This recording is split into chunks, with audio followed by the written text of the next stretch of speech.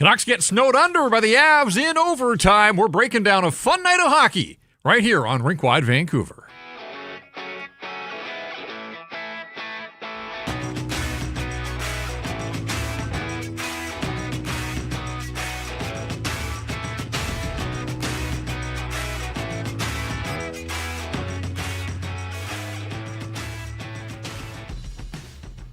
And we welcome you inside the Pacific Toyota Dealer Studios. Visit shoptoyota.ca or your local Pacific Toyota dealer today. Rink Wide Vancouver brought to you in part by Bet365. I'm Jeff. He is Irf. He's back after a night off last night that saw the Canucks beat Columbus 4-3. So a one-goal win for the Canucks on Saturday. A one-goal loss to the Colorado Avalanche. And what a weekend for the Avs and for Nathan MacKinnon. Nate the Great indeed. But lots of credit to the Vancouver Canucks as well. Back-to-back for both of these teams. There was no let-up. The Canucks traded punches with the top team in the National Hockey League, went goal for goal. Never led in this hockey game, and with all the star power that was on the ice and available on both sides, it was Gavin Brindley that ends up scoring the winner. And moments before he scored, I looked at you and I said, who is Gavin Brindley and what's he doing on the ice in overtime? Well, the answer is he's scoring winners. His third of the year at 1:08, so 68 seconds of overtime. Canucks' first loss beyond regulation time this year.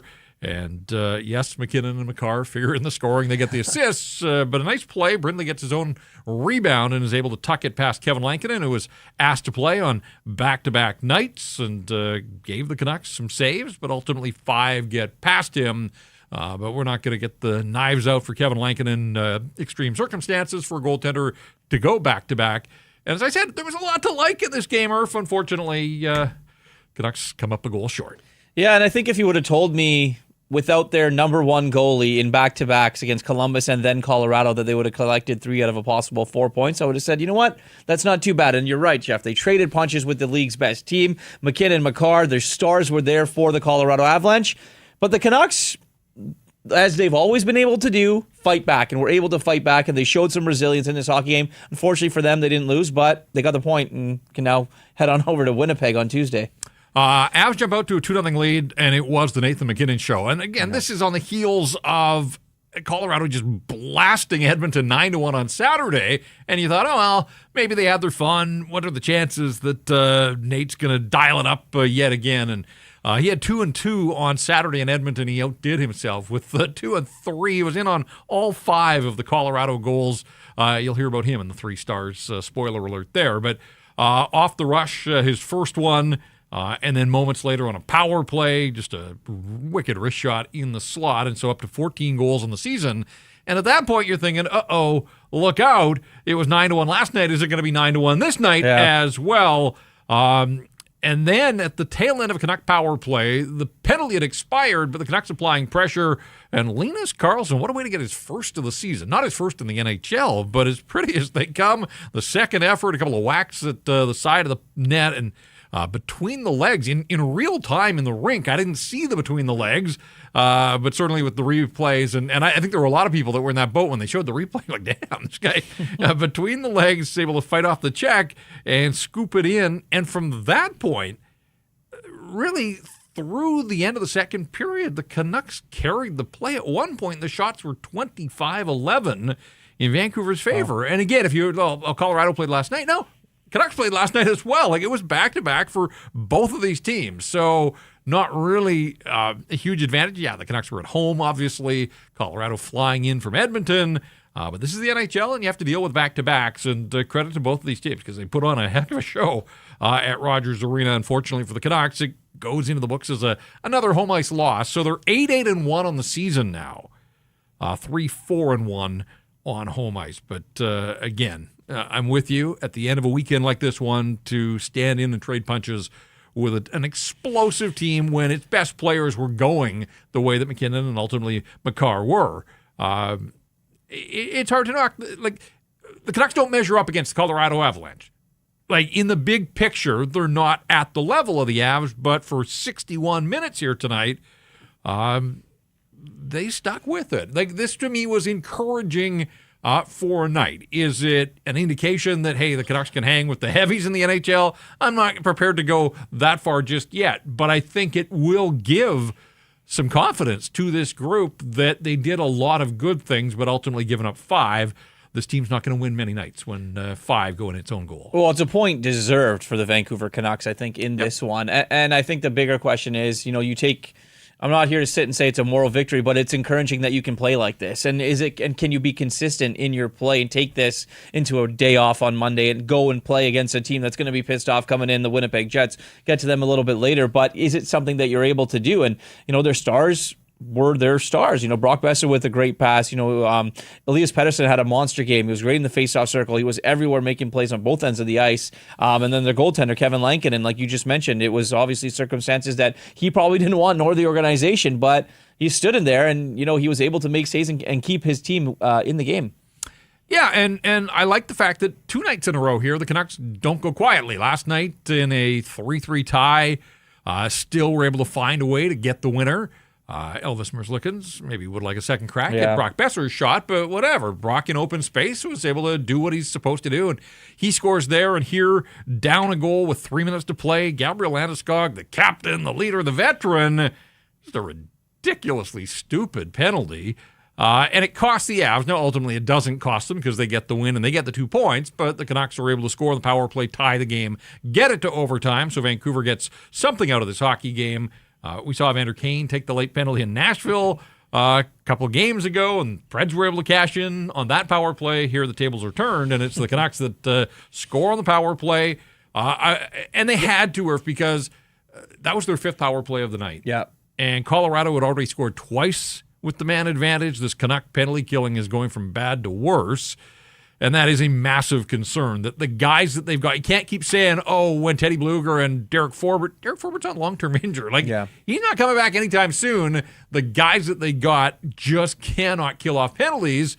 And I thought that was going to be really sort of the theme of this night, and really our talking point was Colorado scores 2 on the power play, Canucks get nothing. But to their credit, Elias Pettersson wins the draw, Besser with the shot, and Jake DeBrusk, nifty little deflection, 2 nights in a row with the nice hands in tight. Yeah. And look out. All of a sudden, November, Jake DeBrusk is showing up, scores in back-to-back games, up to 5 on the season. Again, you need more, and you want more from him, but can't get on a streak without the first couple, and so streaky Jake DeBrusk has scored in back-to-back games now, and that power play goal at 16:59 of the third period ties the game, sets the stage for overtime, and that is where Gavin Brindley wins it with his 3rd of the year. So 5-4 is the final, but the Canucks get 3 of 4 points here. They're 1-1-1 now on the homestand, and as I said, Winnipeg's coming in Remembrance Day Tuesday night to close out this 4-game homestand. You know us. We love Super Chats. We want you to be fully interactive with us here on Rink Wide. So your thoughts on a night like tonight? Yes, the Canucks lose. They get a single point, but where entertainment has been lacking on a lot of nights, when I think of the 2-0 loss to the New York Rangers, the St. Louis game where the Canucks were as flat as can be, if you pay your money, and it takes an investment these days to go to a National Hockey League game, there's not a person that would leave the building tonight and think, all right, I shelled out. I wanted to see some star power, but I was entertained. This one, they put on a show, both teams. So credit to them on the back half of back-to-backs. I just thought probably the best, most entertaining game that we've seen at Rogers Arena so far this season. Yeah, and I think that with all the hype that the Colorado Avalanche had from the Saturday night, everyone heard about it. They knew this is a big team coming in, and then they smoked the Edmonton Oilers, and it's like, okay, what type of team are we getting? And then, like you mentioned, off the first 10 minutes in the game, Nathan MacKinnon, a couple of goals, you're like, is this going to happen again? And you might have seen people running to the exits if it gotten out of hand early, but credit to the Vancouver Canucks. You talked about, that power play goal. Face-off win by Elias Pettersson was huge. We'll get into that a little bit later, but Brock getting the puck before Quinn on a power play, I think changes so many different things. Like, Brock's got great vision, is able to, feed and thread passes, but when Quinn Hughes moves or when Connor Garland moves, it moved Brent Burns right out of the way. And because of that, when both those guys moved, shifted him a little bit, Brock was able to fire the pass right to Jake DeBrusk and tipped it. And it was a perfect play. Very, very well executed by the Vancouver Canucks. It just, as we're seeing here on the live stream, just opening up that little bit of space of ice. And, for those two to being able to connect there is great for them.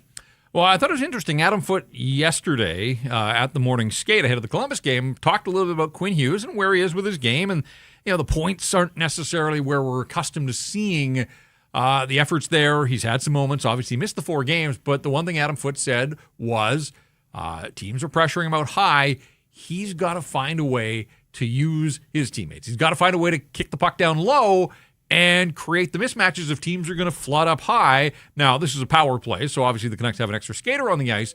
But I thought tonight they showed a bunch of different looks on the power play. They were trying to attack from both sides of the net. Like, it wasn't all Quinn at the top of the umbrella. And when you think of that 5-minute power play against Columbus on Saturday night, they were so stagnant.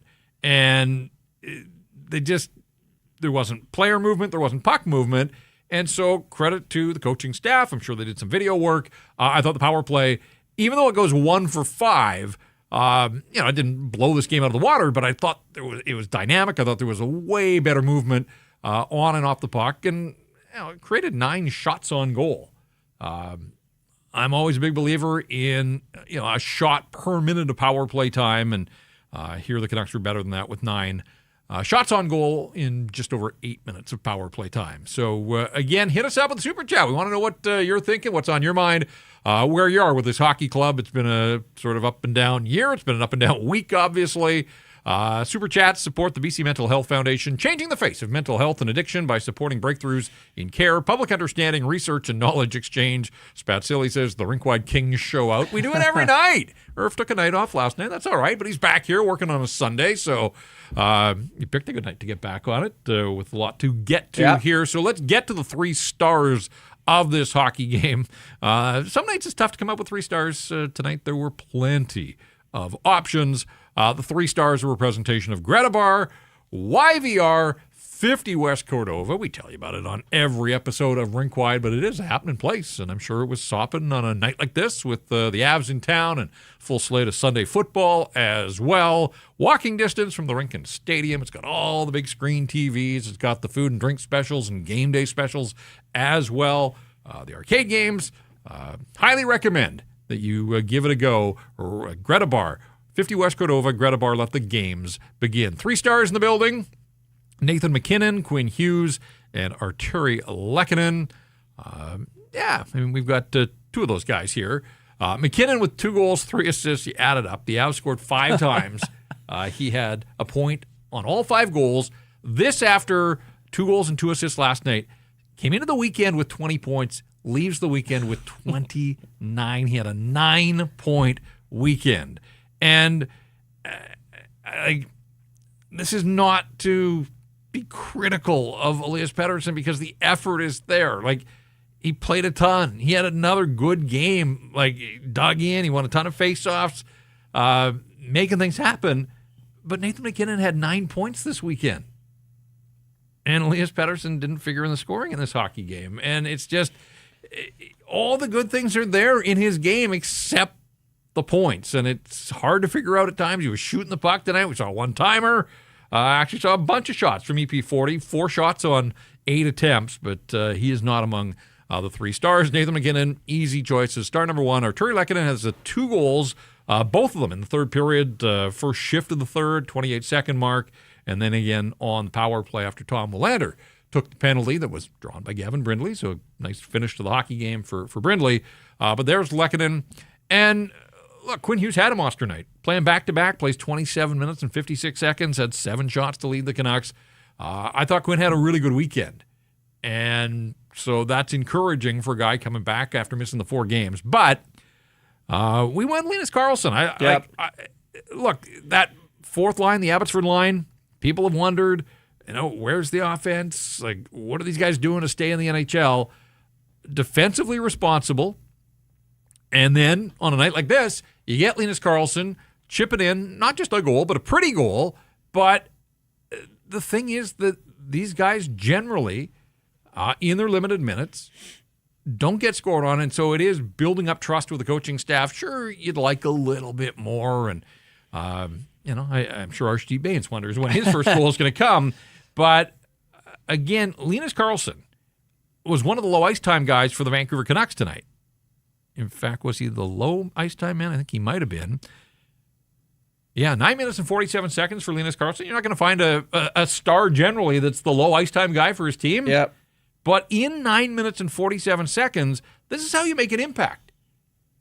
He had 3 shots on goal on 7 attempts.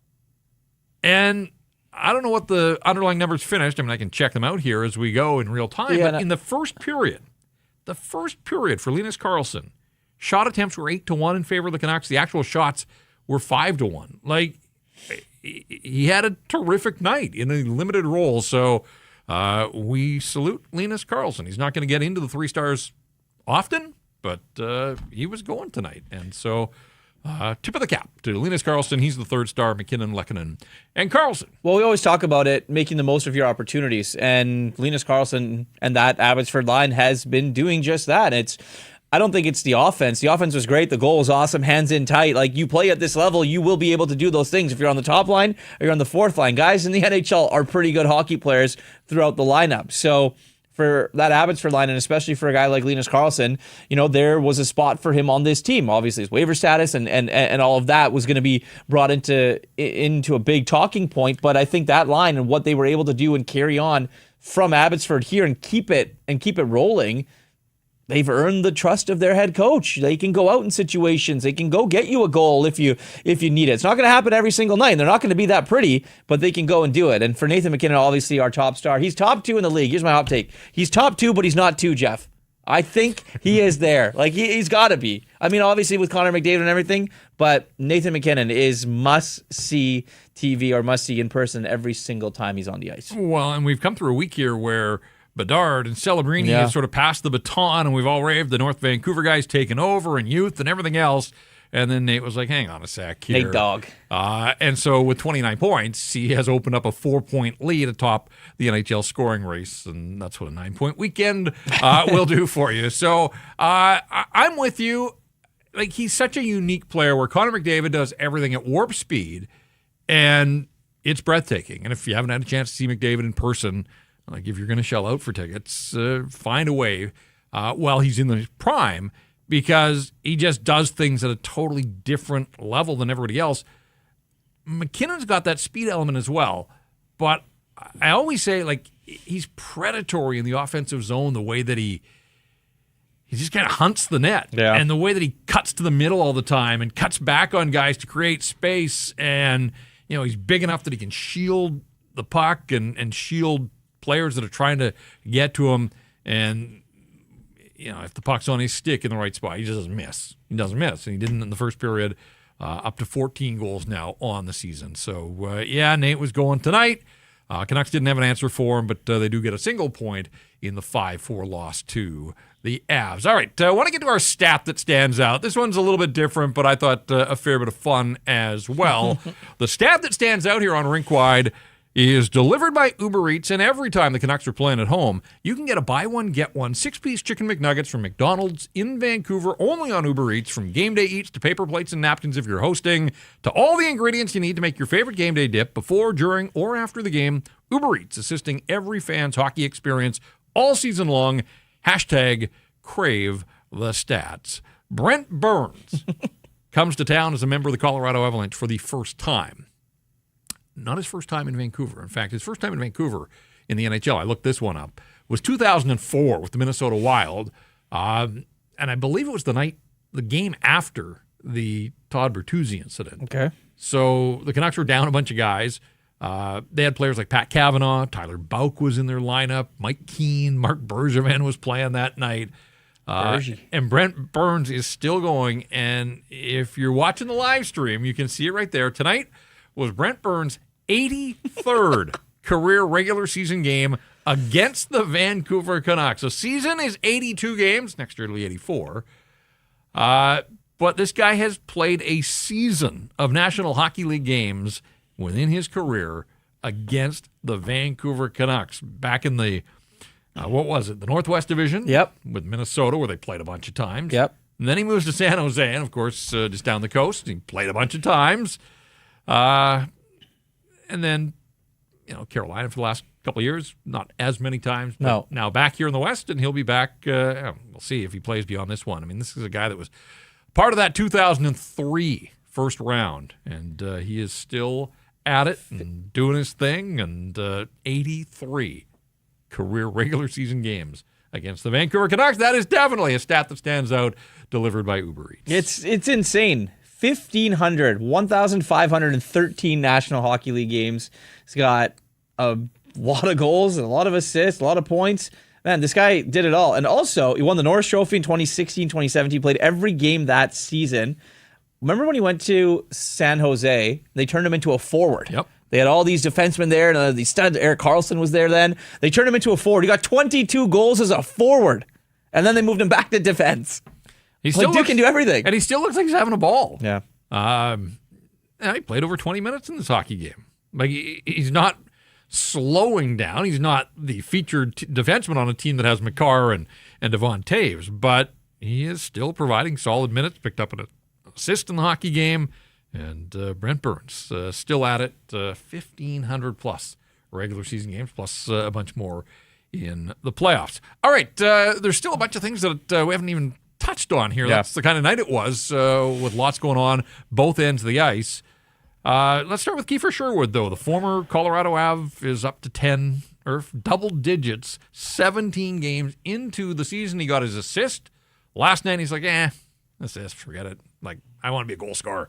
And he just doesn't score many cheap ones. Like, over the course of a season, guys that rack up goals, there's usually a couple of bounces here or there, puck hits them, go in. Like, the finesse that he continues to show, and this time anticipates, was it Natchez that gave the puck away? It slides right to Sherwood, and he just makes it like there's no panic, the poise, the patience, and just tucks it past Mackenzie Blackwood, and that was a big goal. It tied the game at 2 after the Canucks were down 2-0 to get back onto even terms a minute and 44 seconds into the second period. So, the Kiefer Sherwood train continues, and I think I read somewhere it's the 7th career goal against the Colorado Avalanche. Had the hat trick last year, so I don't know, payback for one of his former teams, but he's just been so good for the Canucks, and was again in this hockey game. Well, like you said, like he doesn't. It's not goals where they're going into empty nets or he's cheating the game in any way. They're goal scorers' goals, and he's not considered a goal scorer. And I think that's one of the things when you look at him and say, there's a reason why teams out there might be paying $5 million for this guy. So great for him. 10 goals on the year in 17 games is massive. Health has obviously always been there for him, and he's stayed relatively heavily, knock on wood, obviously, that he remains his health. But I like the play on that goal. I think it was Natchez that did give it away around the boards. Yep. Tyler Myers, he has permission to have a longer streak in the NHL than everybody else because he is so tall, but makes the pinch to get the puck that kind of slides right to Sherwood there. He's able to beat Blackwood for the goal. So we've talked about Karlsson's goal. We've talked about Sherwood's goal. Canucks go down 3-2 early in the second period, and then Evander Kane takes his 10th minor penalty, and it's all part of the Evander Kane experience. And inopportune time because Colorado had the lead, and you thought the power play that already scored once, was this going to be where they separate and pull away from the Vancouver Canucks? The answer was no. The only pulling away was Drew O'Connor, who is just on an absolute heater right now. And there's a sentence I'm not sure I thought I would ever utter, but I'm delighted for this guy. Like, hard work is paying off, and it's paying off in a big way. And he's scored a bunch recently, but that was clearly his prettiest goal, shorthanded, rips down the left wing, and rolling puck is able to kind of get it to settle finally. And then as Cale Makar comes over, snaps it glove side on Blackwood. I mean, big-time goal for Drew O'Connor. His 4th of the season. He had the one that was overturned the other day, but we said then and said again that, it was overturned for goaltender interference, but he was in the right spot. He was at the front of the net. He's a big body that can be hard to move. Last night in tight against Columbus, and here backs it up. So a good weekend for Drew O'Connor. But I just liked a lot about that goal. And the fact that, instead of Colorado scoring on the power play, and I know they got it the next power play, but still, Canucks with a counterattack shorthanded And Drew O'Connor showing a bunch of speed, and then ultimately the nice hands to finish. Yeah, Doc's been great. So who could call? It's going to call him the Doc here on this program. 7 points in his last 6 games. So it's wild. Getting himself into those right spots, finding himself into the right positions in front of the net, the dirty areas, and then like you mentioned on this goal, puck was rolling, waited for it to settle down to the last possible second, and ripped the shot in the only place the puck would fit in the top corner of the net. So it was a great goal for Drew O'Connor and the Canucks. So that made it 3-3, and you thought, okay, well, hey, maybe they're going to do what they did to Columbus last night. Then they fell behind. Lehkonen with his second after Willander got beaten.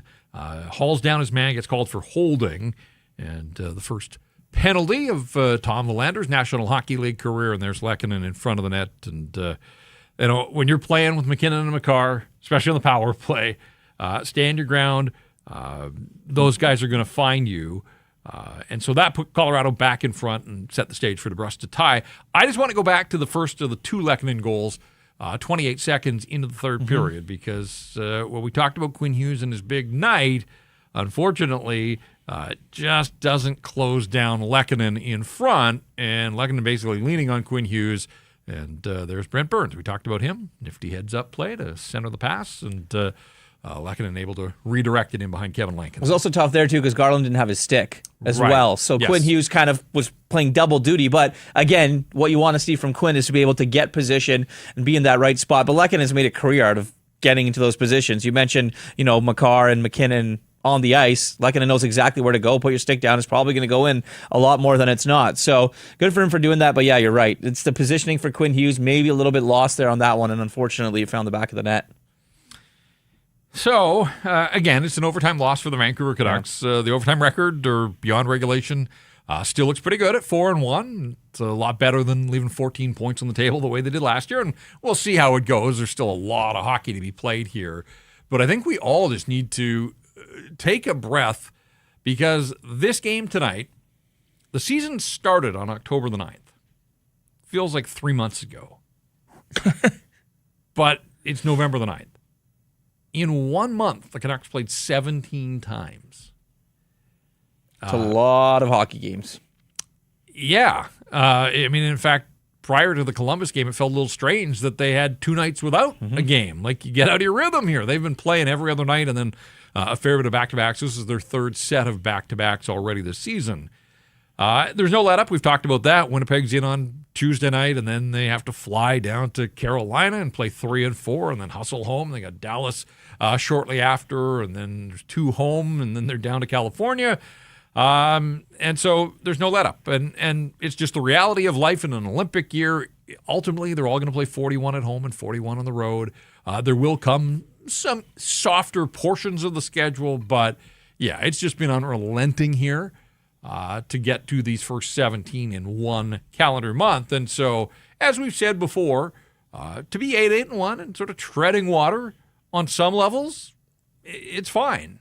But you also wonder, can this group string wins together? Because this is now 9 games that they have alternated wins and losses. They get a single point, but ultimately it is a loss. It's an overtime loss.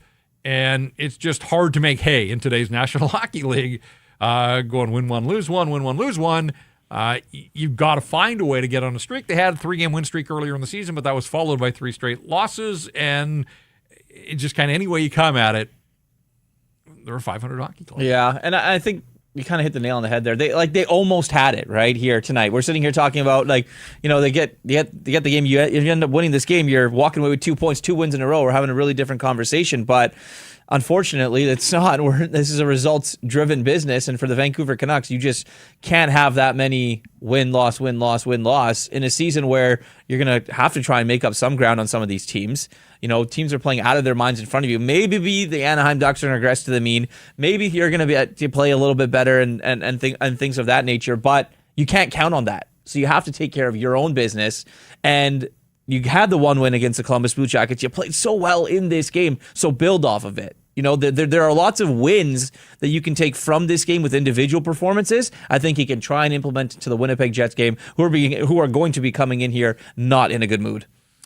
No, we'll talk a little bit more about the Jets coming up here. This segment of Rink Wide is presented by the Pacific Toyota dealers and the Toyota Prius plug-in hybrid and its no-compromise approach to electric vehicles that offers the best of both worlds. You can drive up to 72 kilometers on battery alone, which is enough to get you from downtown to the rink, to the grocery store, and then home to recharge. Seamlessly transitions from electric mode to the gas engine for a combined range of 962 kilometers. No sacrifices when it comes to horsepower or style. With its sleek, low, and wide exterior and sophisticated interior, and it's loaded with tech that is actually easy to use. You can charge at home or at one of over 2,000 public charging stations in British Columbia alone. And right now, you can lease a 2025 Prius plug-in hybrid SE from $99 weekly at 3.49% APR for 64 months with $3,600 down. That includes a $3,000 discount. Visit shoptoyota.ca or your local Pacific Toyota dealer today. All right, this is the portion of the program where we talk about Thatcher Demko. Oh, man. What a 48 hours it's been for the Vancouver Canucks, Jeff. You get word that Yuri Patera has been called up under emergency basis, and then, the team basically saying that he's fine. This is just planned maintenance. Word from the agent was that was kind of the same case as well, that, they looked at the schedule and this is kind of how it was going to be. And then pregame before the Colorado Avalanche rolls around, you ask Adam Foote the question and says that, it's going to be Lanks again in goal, Kevin Lankinen. Yuri Patera was going to back up. And then is he available? Is he available to play on Tuesday? Was yes. So from what I know is Thatcher Demko is fine, was told that he was fine, but hadn't seen shots yet. Mm-hmm. So if there was any indication of him not seeing shots, that would be Monday. Correct? The last time he saw shots was Monday, and in a warm-up on Wednesday. Right. He last played in a game last Monday in Nashville. He backed up on Wednesday, which I think was by design as well, that he had come off a couple of games where he'd given up 4 in each of them, and it was just time to get Lankinen in there with an eye to, all right, they got these 2 weekend games. At that point, you figured, okay, they would split the 2. And then Thursday was a team day off. Friday was the maintenance day when they got back to practice, and that was the first time that Adam Foote addressed it and kind of talked himself in knots and didn't want to use the word injured and didn't want to say anything that was kind of going to be held against him. But we had heard that, you're right, Demko had skated on Friday. Skating, though, was one thing. And by skating, out there probably working with a goaltending coach, but not facing NHL shooters. And same thing for Saturday, and same thing for Sunday. And Sunday. Now they're off Monday tomorrow. Is a team day off. So nobody's going to get eyes on whatever happens around Rogers Arena, which then makes the game day skate on Tuesday very interesting. Because Adam Foote today, before the game against Colorado, when he was asked, and he said, yeah, Demko skated. And then when he was asked about Demko's availability, he said, I don't want to say anything that you guys are going to get mad at me for if he doesn't play on Tuesday. And what in the world are we doing here if that's how, the whole thing, if you back it up to Friday, could the organization not just have simply said, look, he's dealing with something right now. It's minor. We don't want it to become any more than that. And as a result, we're going to be precautionary here. And he's not going to be available for the weekend. But we're doing this with an eye to, short-term pain for, a quicker recovery. But they just don't. And I guess I understand, given the player and given his history, the organization is so afraid to use the word injured right now. Especially when it surrounds that player, though.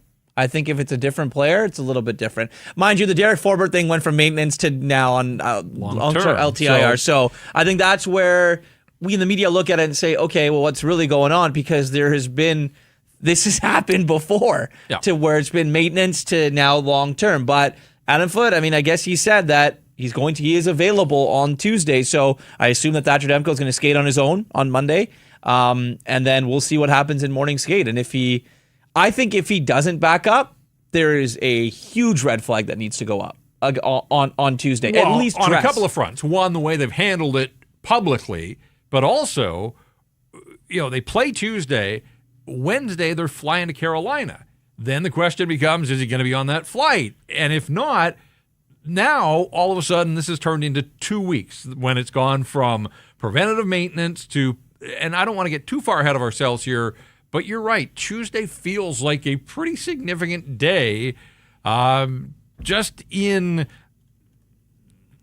the health and well-being of Thatcher Demko, his availability, even if he doesn't play. Like, I'm not saying that he has to play. No. But is he able to back up? Because if he's not able to back up for a third straight game, then you can call it whatever you want. It's an injury, right? Like, there's no two ways around that. Well, I think in the beginning it was an injury, and they said it was part of a plan. Yeah.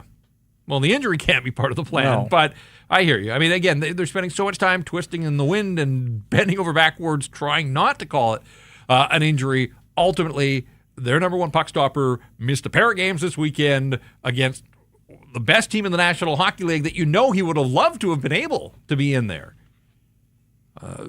That doesn't happen unless there is some sort of injury, minor as it may be, but we'll see.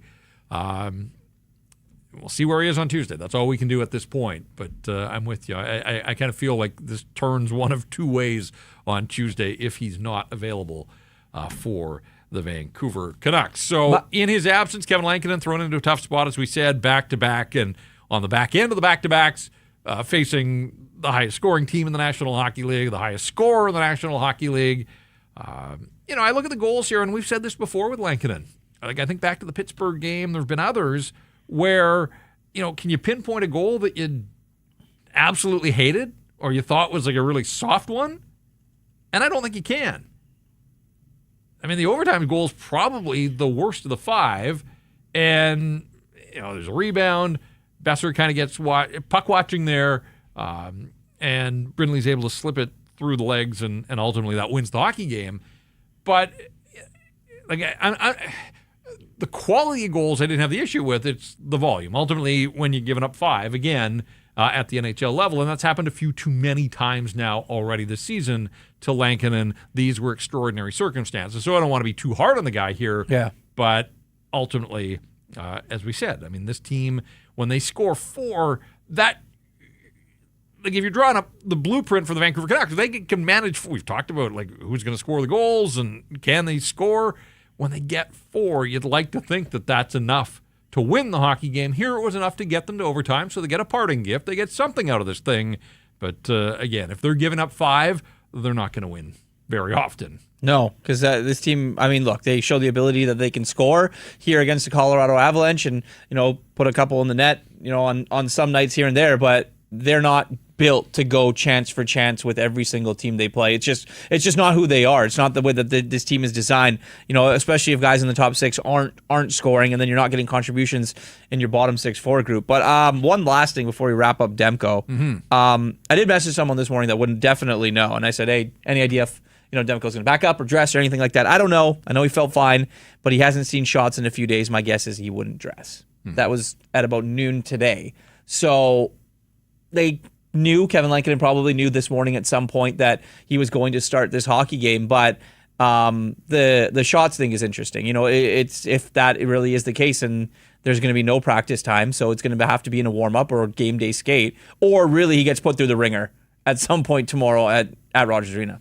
Yeah, and I thought that part was interesting too. I asked Adam Foote prior to the game today, did Lankinen leave the building on Saturday night knowing that he was starting? And Foote said no, that they told him to prepare as if he might start, but they said the decision wasn't made until today. So that just kind of adds another layer of intrigue, because it certainly wasn't going to be Jari Patera against the Colorado Avalanche. So Patera remains on the roster, and maybe that will be the indication that Demko is good to go if we see at some point before Tuesday. But I think you keep Patera around, just not knowing for certain that Elias Pettersson, or rather Thatcher Demko, is 100% good to get back in there. Another super chat supporting the BC Mental Health Foundation from Domaniac Studios says, knowing Vancouver media, he's hurt after shots in the warm-up. That feels like a shot at the Vancouver media. What does that mean? I don't get it. Knowing Vancouver media, he's hurt after shots in the warm-up. Thanks for your contribution, though. Appreciate We that. do like that.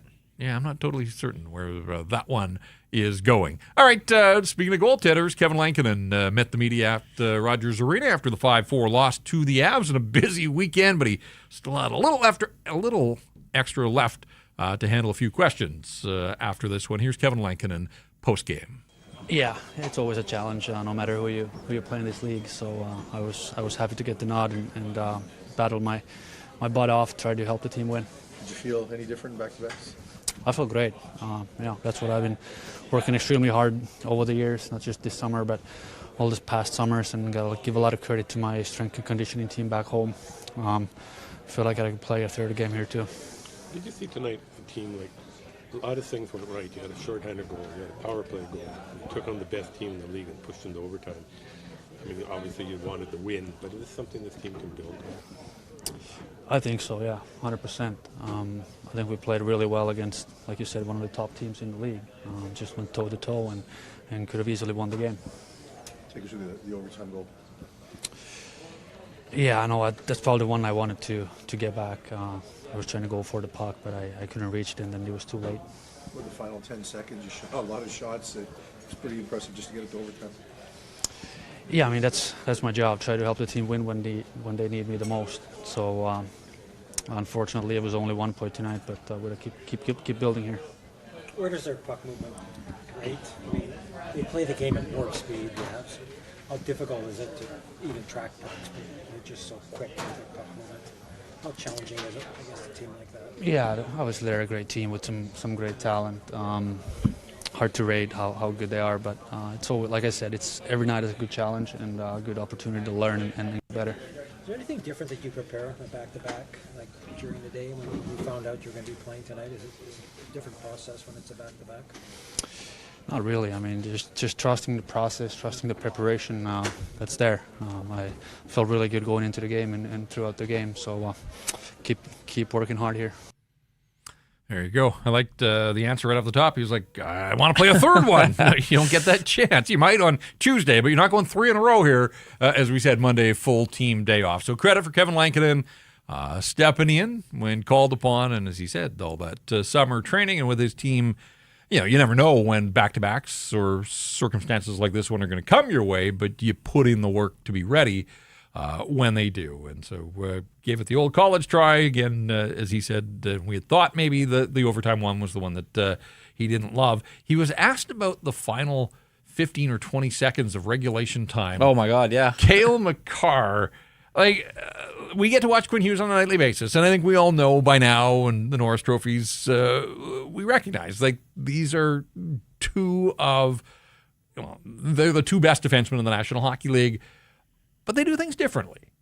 And Makar does things at speed that's not necessarily Quinn's game, although Quinn has had speed bursts, but that final 15 seconds of regulation was breathtaking. And Makar looked intent on winning the game outright on his own. What do you have? He had 3 shots. He had 3 shots in the final the final 15 seconds of the game. It was unreal because you got the puck behind the net, and I was like, oh, this guy's going to pull away from the first guy off the boards to himself. I can't remember who it was that he beat at center ice, and then skated right in, backhander on Lankinen, came around, the puck came around, we were able to get a second shot off. Rebound came right back to him for a third. But yes, I mean, we can obviously see why he's regarded as the best defenseman in the National Hockey League. And Quinn Hughes also, we get to see it every single night, how special he is. Zach Werenski saw it the other night. Yep. He's also a very special defenseman in his own right. And, it's going to be fun to watch these guys. I mean, look, we're getting way ahead of it. We get to see them here in a game, but it's going to be so fun watching with the Olympics. Oh, unbelievable. Yeah. You're right. Sort of Hughes and Makar, every time they go head-to-head is a big deal, but the Werenski, that's quite a weekend. If people were at both of those games, I mean, you saw 3 of the very best, elite defensemen in the National Hockey League doing their thing. They all played a ton. You look at the ice time for the 3 of them. Quinn Hughes, 27 minutes and 56 seconds on the back end of back-to-backs, and Makar was right there, almost shift for shift, 27:34. Devon Taves at 24 minutes and 41 seconds. Philip Hronek played a ton as well. Another assist for Hronek. Philip Hronek's kind of quietly had a really nice start to the season where Quinn Hughes missed some time with injury. It's been mixed for Marcus Pettersson and Tyler Myers, but through it all, Filip Hronek just going about his business. He picks up his 9th assist in 17 games, so he's better than half a point a game. Which, when you think of like how much he plays and how much he plays with Quinn Hughes, and he's seeing second power play unit as well, but he's tracking. And I think, sort of given where he is, this is the prime of his career, like he should probably be somewhere in the neighborhood of a 40-point defenseman. Absolutely. He throws the puck to the net. Good things do happen there, as Filip Hronek did. So, I mean, look, he got more time to play when Quinn Hughes was out of the lineup. Those two should never be apart as partners, I don't think. I think they tried the experiment. It didn't work, so they will be doing it. But you're right. I mean, you want to see the little bit more offensive output from a guy like Filip Hronek, who goes about his business, obviously, pretty quietly. But he does have a cannon of a shot. And, like, if he gets that opportunity, I know there's a lot of guys to pass in front of you, but sometimes just let it rip. Yep.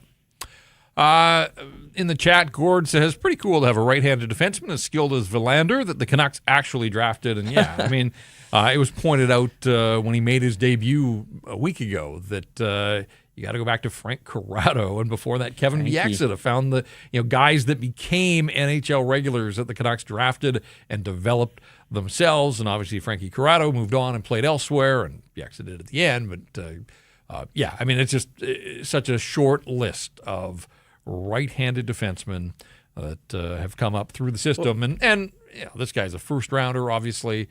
This wasn't his best night in the National Hockey League. He took the penalty that the Avs scored on. But still, as he finds his way here, there are moments in every game where he's just looking more and more comfortable.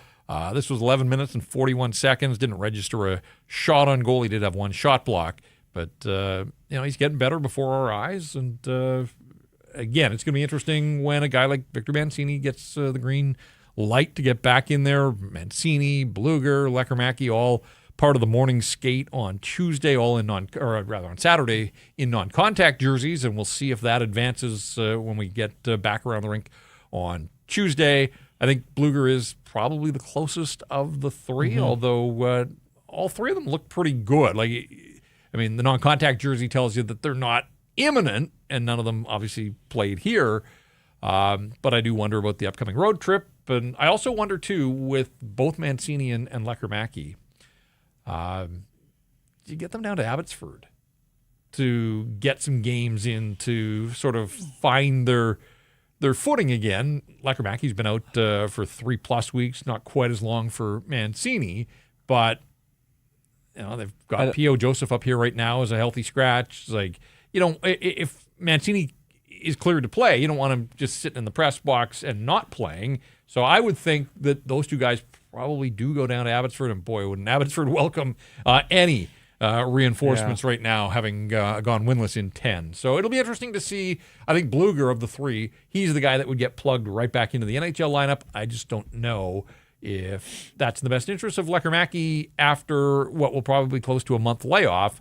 Get him a couple of games maybe to get back up to speed, and then see about bringing him back to the National Hockey League. But that's just my speculation at this point. Yeah. I haven't heard that from anybody around the rink, and they don't have to make that decision right now. All three of those guys still remain on IR. Yeah. I mean, once they activate them, do they do it before the road trip? And then you're going to have to take these extra bodies with you, because that's 3 games on this road trip against some pretty big opponents, or more than 3 games on this road trip against some pretty big opponents. So you might want your full arsenal of forwards or defensemen available to play. That's just if you're them. But yeah, I mean, it's a good problem to have when guys are getting closer to coming back into the lineup. For sure. And Teddy Bluger can't get back quickly enough. No. This penalty kill that has now been torched for 18 goals in 17 games. That is tops in the National Hockey League. No other team has given up that many power play goals. So, on a night where, the Canucks score a shorthanded goal and they get a power play goal of their own, but the Avs went 2 for 3 with the man advantage. And this one, again, bizarre that for all the high-power offense, Colorado didn't score on the power play in Edmonton in the 9-1 win, and their power play had 1 road goal prior to tonight. They came to Vancouver with 1 road power play goal. They leave town with 3. All right, it's time for our Bet365 line of the night. I turn things over to you. Where are you looking on this one? Oh boy, we are going to oil country. We are going to oil country, and I'm going to take the Edmonton Oilers 100% minus 1.5 against the Columbus Blue Jackets. I think they're going to open a whole can of whoop ass on the Columbus Blue Jackets. I think you can put McDavid down for 2 points. You can put Draisaitl down for 3. I think that is what is going to happen for the Edmonton Oilers against the Columbus Blue Jackets. And if it doesn't? And if it doesn't, then there's a lot more question marks around that team than we think. What if the first 3 go in at the Oilers' That's end true. of the ice? That's true. Then they might be making phone calls to some teams in the National Hockey League looking to get rid of goaltenders. And I like the Islanders. I really do. Vibes guy. I like that team. I like kind of the way that, Bo's having a great season. I'm obviously Matthew Schaefer, Anders Lee. What they've got going there with Matthew Darsh now at the helm, really good, different type of culture there in on Long Island. So I like the 2 dog picks. A couple of those plus 476. It's a pretty good payday, as this portion of the show is brought to you by Bet365. Whatever you bet, it's never ordinary at Bet365. Download the app, get in on the game, use code NATION. Bet365 must be 19 or older. Please play responsibly. All right, he was a Colorado Avalanche. His number 52 is retired, in fact, by the Avs.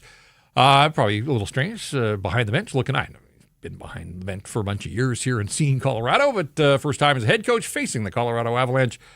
Curious to hear Adam Foote's thoughts on the effort of his hockey club and the 5-4 loss. Here is the Canucks head coach at the podium Well, tonight. Adam, on the second half of a back-to-back, power play goal, a shorthanded goal, and ultimately 1 point. How much did you like your team's performance on a second straight night tonight? I like the resilience, especially, they're a team that capitalized on slight mistakes, and you saw that they did, and we were resilient.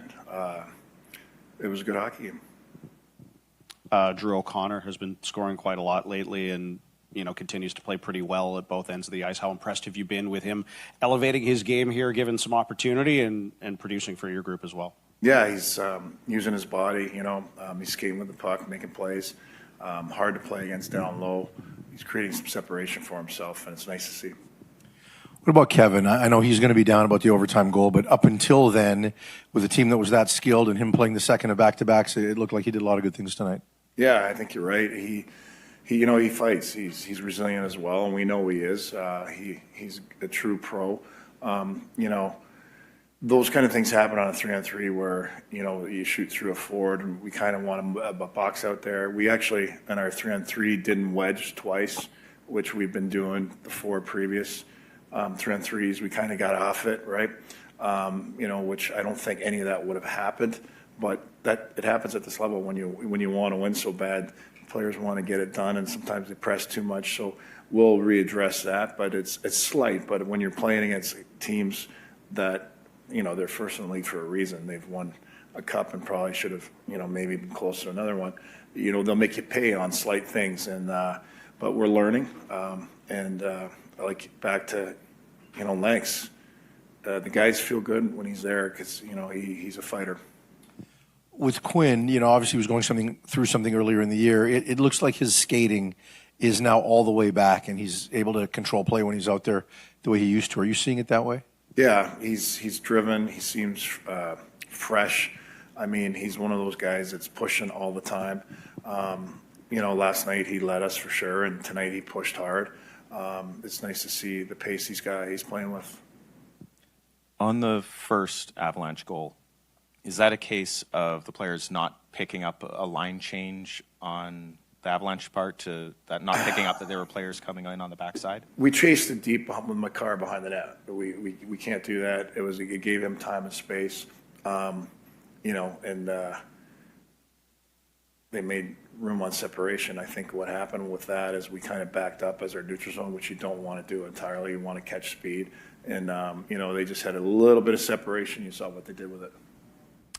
All right, there you go, Adam Foote. I think the way we thought he would see this hockey game, that liked a lot of what he saw from his hockey club on the second of back-to-backs against the top team in the National Hockey League. The Avs have one outright loss. The Boston Bruins are the only team that has defeated the Colorado Avalanche in regulation time. Otherwise, the Avs picking up points everywhere they go, and what a weekend for them. But as we said, again, there was a lot to like from the Vancouver Canucks. Can they build off it? Can they followed up and eliminated a few of the mistakes as they take on Winnipeg on Tuesday to wrap up the homestand. I guess we'll have to wait until then, but this was not about effort. There have been some nights this year where we kind of questioned the effort level, but they were all in on the second of back-to-backs. Is that what you want to see then on Tuesday? Because I'm going to ask you what you like, what you didn't like, but what would you like to see them take forward to the next game? Was it effort or was it something else?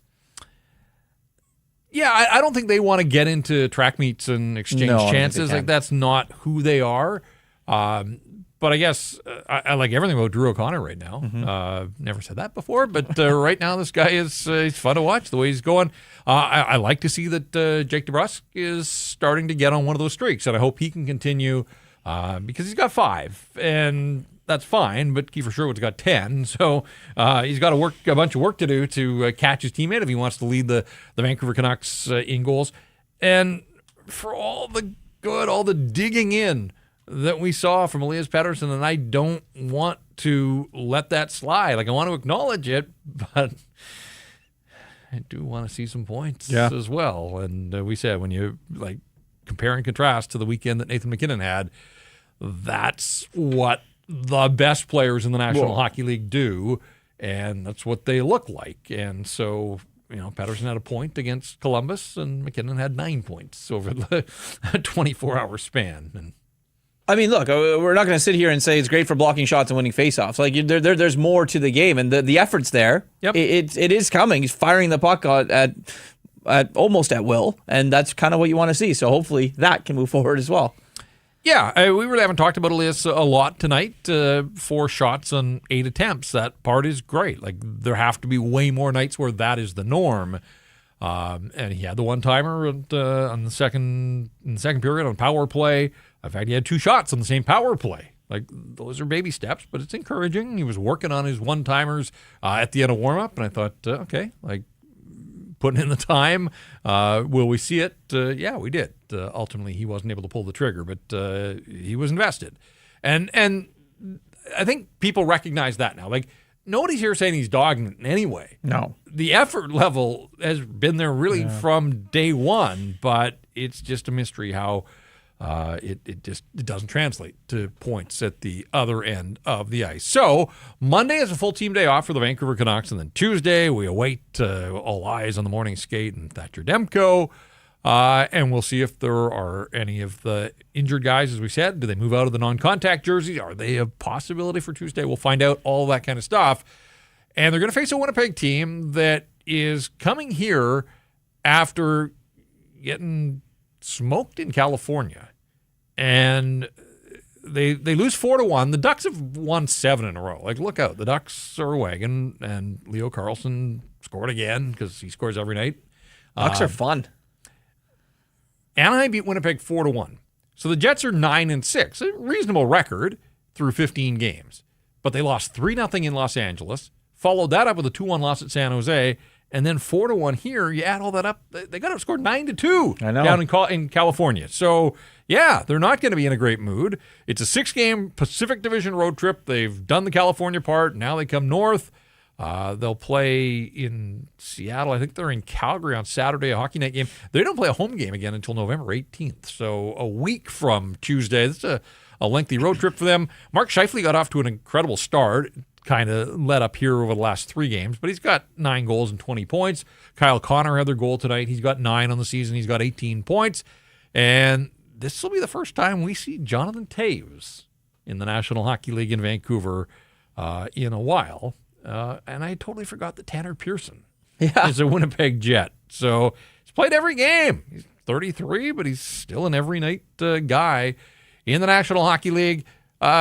No surprise, Jets are one of the best defensive teams in the league. Connor Hellebuck has started 11 of the 15 games. Eric Comrie started tonight, so that means that it's probably going to be Hellebuck. You know who's going to be in net for the Canucks because of that? Who I think is going to be in net for the Canucks? See. I mean, that we had USA game right Hughes there. and McCarr tonight. Do we get Demko against Hellebuck on Tuesday? You're all going to have to wait and see. But I would suspect that Connor Hellebuck, and his numbers are really good, 2.30 goals against average, 922 save percentage. It was funny, coming into the night, Eric Comrie hadn't played much, but Comrie actually had better individual statistics than Connor Hellebuck. So they're getting terrific goaltending. That is not a surprise when it comes to the Winnipeg Jets. But they ran into the Ducks, and the Ducks right now are on fire. So Canucks in Winnipeg to wrap up the homestand on Tuesday night.